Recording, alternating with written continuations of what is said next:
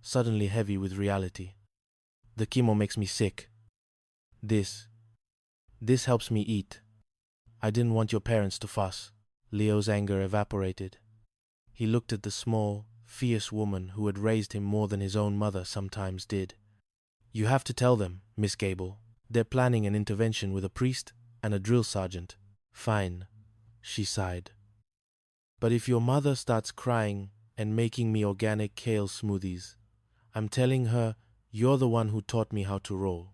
The confession that followed was a rare moment of genuine emotion in the Sterling Vane house. Dante and Serena apologized to Leo with a PlayStation 5 as a bribe and promised to support Mrs. Gable through her treatments. We love you, Miss Gable, Serena said, hugging her. I love you too, Mrs. Gable replied. Now get out of the kitchen. I'm making special brownies, and they aren't for you.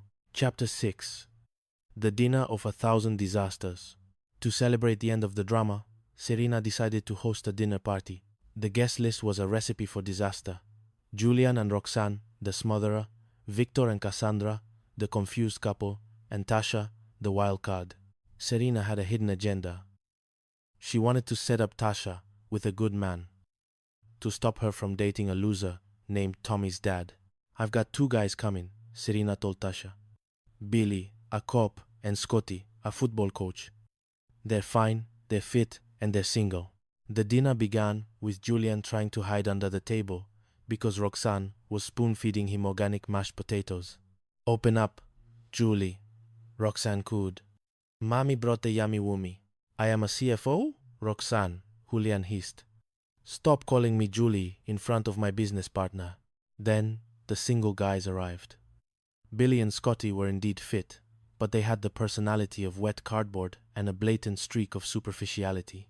When they saw Tasha, who was a woman of substance, a curvy and proud, they whispered to Dante in the kitchen.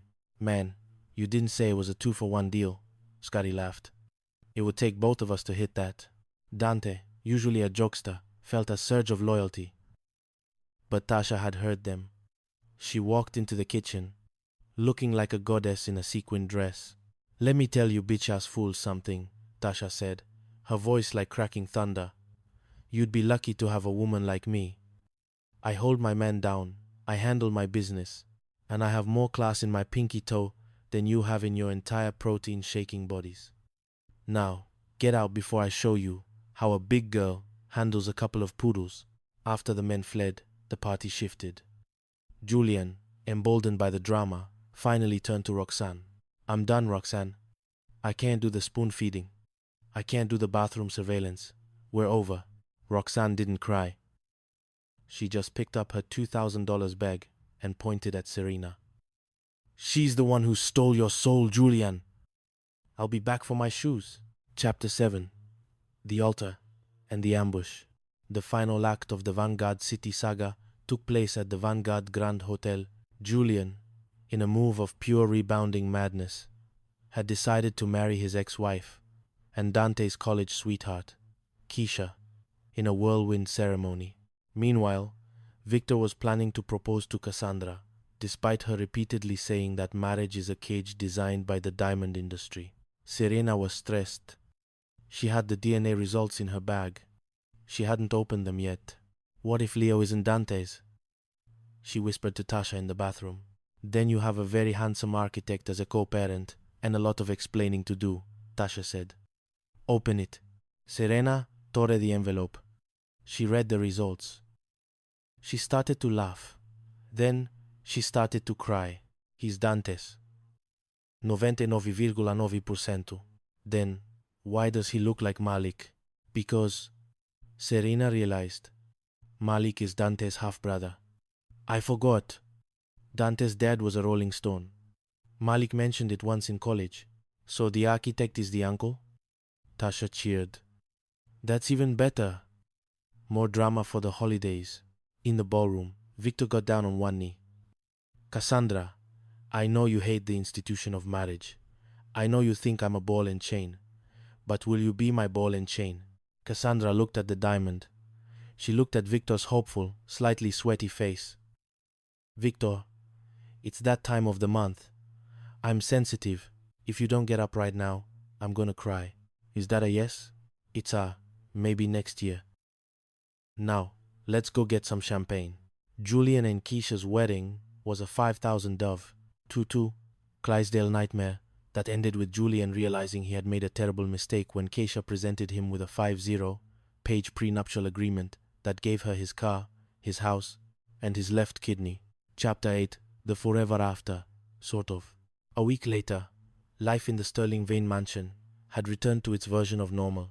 Dante and Serena were in their bedroom. The Barry White was playing, but at a respectful volume. Leo was in the kitchen, eating a special brownie, which was actually just a normal brownie Mrs. Gable gave him to mess with his head. I love you, Serena, Dante said. I love you too, Dante. Even if you are a prank-playing, Barry White-loving idiot. And the architect? He's finishing the expansion. And he's coming over for Thanksgiving. Leo needs to meet his Uncle Malik. Dante laughed. Vanguard City, you can't make this stuff up. Leo looked up at the ceiling. The floorboards were quiet. For now. He took a bite of his brownie and smiled.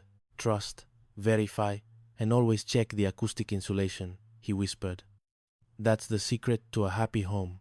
Outside, the sun set over the suburbs, where every house had a secret, every wall was thin, and every soul was just looking for someone to sing Larry White to them in the dark. The end. Part 1. Walls of glass and hearts of fire. The morning sun over Port Sterling didn't just rise. It announced itself with the aggressive confidence of a billionaire entering a boardroom. In the Sterling Manor, a sprawling estate that looked like it belonged on the cover of Architectural Digest, but felt more like a high-end pressure cooker. Breakfast was served with a side of interrogation. Leo, a 14-year-old, who possessed the cynical soul of a retired private investigator, poked at his organic granola. He looked at his father, Dante Sterling, who was currently nursing a cup of espresso and looking far too pleased with himself. I didn't want to hear it, Bob, Leo said, his voice flat. But I kinda wanted to hear it. You want to look away, but you need to know if the airbag's deployed. Dante nearly choked on his caffeine. Leo, what on earth are you talking about? The walls, Dad. They aren't walls. They're suggestions. They're basically held together by hopes and dreams. Leo continued, unblinking. When the Barry White starts playing, I know the peace treaty is being signed. You come down here smiling like you won the lottery. And Mom follows 5 minutes later singing soul classics. It's traumatic. Dante leaned back, a smug grin tugging at the corners of his mouth. Hey, when you've been married as long as we have, kid, you'll realize that soul classics are the sound of a happy home. Now, eat. The peace treaty Dante was referring to was a significant one. For the past week, the Sterling household had been a war zone. Rumors had been swirling vicious. Sticky rumors that Dante had been seen in the company of a mysterious woman named Serena Vance. Serena had claimed, rather loudly, on social media, that Dante was the father of her toddler. Sienna Sterling, a woman whose temper was as legendary as her fashion sense, appeared at the top of the stairs. She didn't walk. She descended. Her eyes were shielded by oversized sunglasses, a clear sign that sleep had been a stranger. Is he still talking about the music?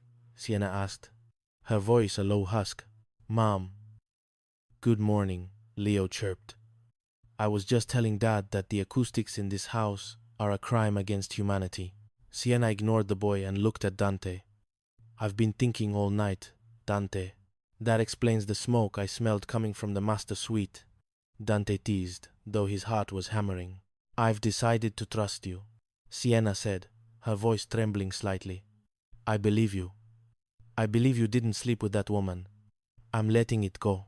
Dante stood up, moving toward her with the grace of the former athlete he was. I promise you, I'm a one-woman man. Trust, but verify. Leo whispered into his granola. Sienna pulled back. Oh, I'm verifying. I'm going to Serena's house this afternoon. The romantic moment vanished like a vapor. Dante sighed. I thought you said you trusted me? I trust the man I married, Sienna replied, pointing a perfectly manicured finger at him. I don't trust the world he lives in. Now, Get to the studio.